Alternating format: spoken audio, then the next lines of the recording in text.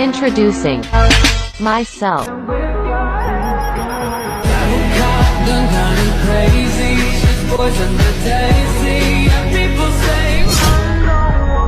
Assalamualaikum warahmatullahi wabarakatuh.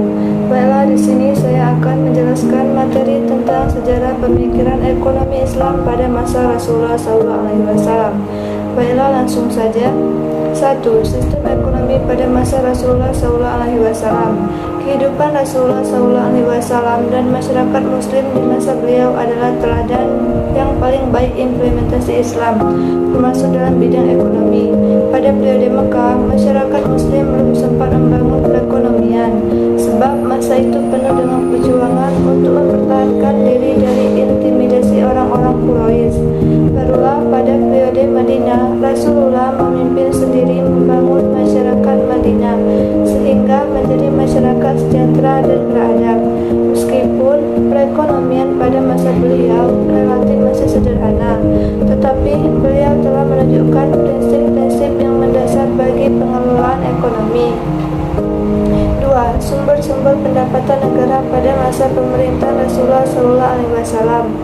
Sumber pendapatan pada masa pemerintahan Rasulullah SAW tidak bersumber dari zakat saja. Pada masa ini, sumber pendapatan terdiri dari 1. Kharaj.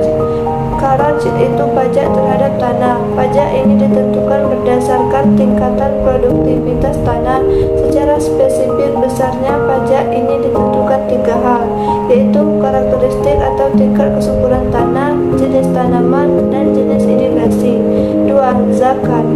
Pada masa awal pemerintahan Islam, zakat dikumpulkan dalam bentuk uang tunai, hasil peternakan, dan hasil pertanian.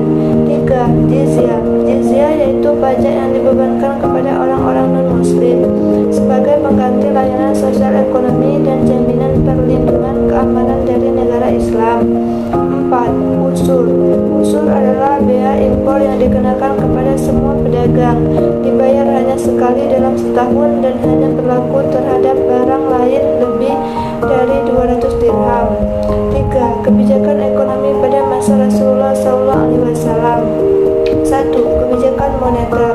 Kebijakan mata uang yang digunakan bangsa Arab adalah dinar dan dirham. Dirham diasumsikan sebagai satuan uang. Nilai dinar adalah perkalian dari dirham. Sedangkan jika diasumsikan dinar sebagai unit moneter, nilainya adalah 10 kali dirham. Walaupun demikian, dalam perkembangan berikutnya, dirham lebih umum digunakan daripada dinar. 2. Kebijakan fiskal, diantaranya peningkatan pendapatan nasional dan tingkat partisipasi kerja, kebijakan pajak, anggaran, dan kebijakan fiskal khusus. Baiklah, itulah yang dapat saya sampaikan.